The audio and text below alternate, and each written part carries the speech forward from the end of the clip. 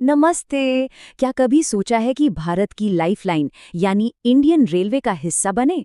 अगर हाँ, तो साल 2025 आपके लिए एक बहुत बड़ा मौका लेकर आया है। रेलवे ने एक जबरदस्त भर्ती का ऐलान किया है और यहाँ हम उसकी हर जरूरी जानकारी को एकदम आसान भाषा में समझेंगे ताकि कोई भी जरूरी बात छूट ना जाए। देखिए, भारतीय रेलवे सिर्फ पटरियों पर दौड़ने वाली ट्रेनें नहीं हैं, ये हमारे देश की धड़कन है।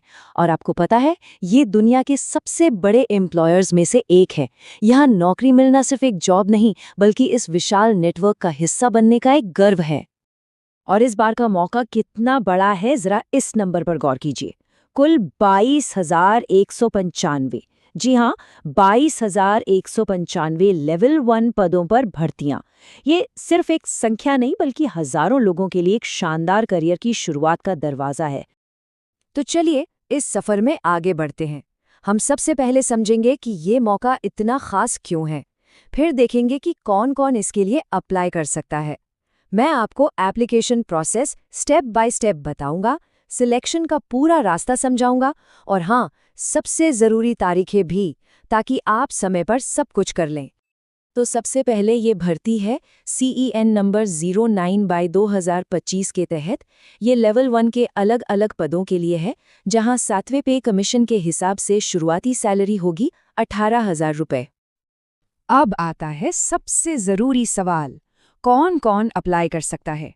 ये वो हिस्सा है जिसे बहुत ध्यान से देखना और समझना है कि क्या ये शानदार मौका आपके लिए है। तो तैयार है अपनी एलिजिबिलिटी चेक करने के लिए? आइए देखते हैं कि रेलवे को किन किन योग्यताओं की जरूरत है। चलिए उम्र की बात करते हैं। ये टेबल सब कुछ साफ कर देता है। देखिए, 1 जनवरी 2026 तक जनरल और EWS कैटेगरी के लिए उम्र 18 से 33 साल के बीच होनी चाहिए। मतलब आपका जन्म 2 जनवरी 1993 से पहले का नहीं होना चाहिए। वहीं OBC उम्मीदवारों को 3 साल और SC/ST को 5 साल की छूट मिलती है। और हाँ, एक बात और, किसी भी कैटेगरी में जन्म 1 जनवरी 2008 के बाद का नहीं होना चाहिए। अब बात क्वालिफिकेशन की। ये बहुत ज़रूरी है कि आपकी सारी एजुकेशनल क्वालिफिकेशन 2 मार्च 2026 तक पूरी हो चुकी हों। मतलब सारे सर्टिफिकेट्स हाथ में होने चाहिए। अगर आप अपने फाइनल रिजल्ट का इंतज़ार कर रहे हैं तो आप अप्लाई नहीं कर सकते। और हाँ, किस पोस्ट के लिए क्या क्वालिफिकेशन चाहिए, इसकी पूरी जानकारी के लिए ऑफिशियल नोटिफिकेशन का एनेक्स्चर A ज़रूर देख लें। रेलवे में सुरक्षा सबसे पहले आती है, इसलिए फिजिकल फिटनेस से कोई समझौता नहीं होता। जैसे कि A2 मेडिकल स्टैंडर्ड, जो सबसे कड़े स्टैंडर्ड्स में से है। इसमें आपको हर तरह से फिट होना चाहिए। आंखों की रोशनी बिना चश्मे के 6/9 होनी चाहिए और कलर विजन, नाइट विजन जैसे सारे टेस्ट पास करने जरूरी हैं। और यहाँ एक बहुत ही ज़रूरी चेतावनी है। अगर आपने आंखों की लेसिक या किसी भी तरह की करेक्टिव सर्जरी करवाई है, तो आप A2 और A3 मेडिकल स्टैंडर्ड वाले पदों के लिए योग्य नहीं हैं। इस नियम में कोई भी छूट नहीं है। अब ये तस्वीरें देखकर आप समझ सकते हैं कि ये मेडिकल नियम इतने सख्त क्यों हैं। चाहे ट्रैक मेंटेनेंस का काम हो या इलेक्ट्रिकल वर्क, हर काम के लिए खास फिटनेस की ज़रूरत होती है। ये न सिर्फ आपकी, बल्कि करोड़ों यात्रियों की सुरक्षा का भी सवाल है।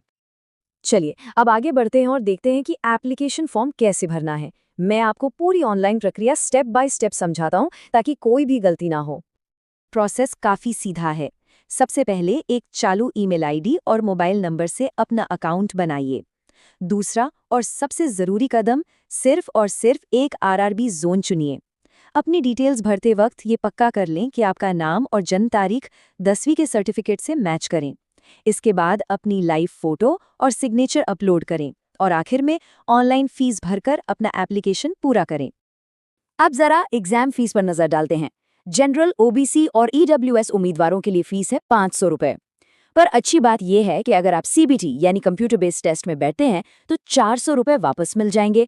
और SC/ST, दिव्यांग और महिला उम्मीदवारों के लिए फीस है 250 रुपये, जो टेस्ट में शामिल होने पर पूरी की पूरी रिफंड हो जाएगी। तो याद रखिए, रिफंड चाहिए तो एग्जाम देना जरूरी है। अब मेरी बात बहुत बहुत ध्यान से सुनिए। ये वो गलती है जो सबसे ज्यादा होती है। नोटिफिकेशन में साफ साफ लिखा है, एक से ज्यादा एप्लीकेशन, सभी एप्लीकेशन को रिजेक्ट कर दिया जाएगा। इसका मतलब साफ है, सिर्फ एक RRB और सिर्फ एक ही फॉर्म भरना है। गलती से भी 2 फॉर्म मत भरिएगा।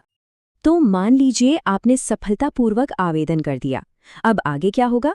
चलिए आप सिलेक्शन प्रोसेस के हर पड़ाव को समझते हैं, ताकि आप इसके लिए मानसिक और शारीरिक रूप से तैयार रहें। सिलेक्शन प्रोसेस में मोटे तौर पर 4 स्टेज हैं। सबसे पहला है कंप्यूटर बेस्ड टेस्ट यानी सीबीटी। जो लोग इसे पास करेंगे उन्हें दूसरे स्टेज यानी फिजिकल एफिशिएंसी टेस्ट या पीईटी के लिए बुलाया जाएगा। इसके बाद आपके ओरिजिनल डॉक्यूमेंट्स का वेरिफिकेशन होगा और सबसे आखिर में होगा मेडिकल एग्जाम, जिसके बाद ही फाइनल लिस्ट बनेगी। सीबीटी में एक बात का खास ख्याल रखना है, नेगेटिव मार्किंग। हर गलत जवाब पर आपका 1/3 नंबर कट जाएगा। मतलब साफ है, तुक्का लगाना बहुत महंगा पड़ सकता है। सिर्फ उन्हीं सवालों का जवाब दें जिनके बारे में आप पूरी तरह से श्योर हों। और अब सबसे जरूरी बात, इन तारीखों को अपने कैलेंडर में अभी के अभी मार्क कर लीजिए, क्योंकि एक भी डेडलाइन मिस हुई तो ये मौका हाथ से निकल जाएगा। इन तारीखों को ध्यान से नोट कर लीजिए। ऑनलाइन एप्लीकेशन 31 जनवरी 2026 को शुरू होगी और 2 मार्च को रात 11:59 पर बंद हो जाएगी। फीस पेमेंट की आखिरी तारीख 4 मार्च है और अगर फॉर्म में कोई गलती हो जाए तो उसे सुधारने के लिए 5 से 14 मार्च तक का वक्त मिलेगा। मेरी सलाह है, आखिरी दिन का इंतजार बिल्कुल मत कीजिएगा। याद रखिए, भारतीय रेलवे में काम करना सिर्फ एक नौकरी नहीं है, ये उस राष्ट्रीय जीवन रेखा का हिस्सा बनना है जो हर मौसम में, हर हाल में देश को एक साथ जोड़े रखती है। तो सारी जानकारी अब आपके पास है। ये एक बहुत ही शानदार मौका है। अब सवाल सिर्फ एक है, क्या आप इस सुनहरे सफर पर सवार होने के लिए तैयार हैं?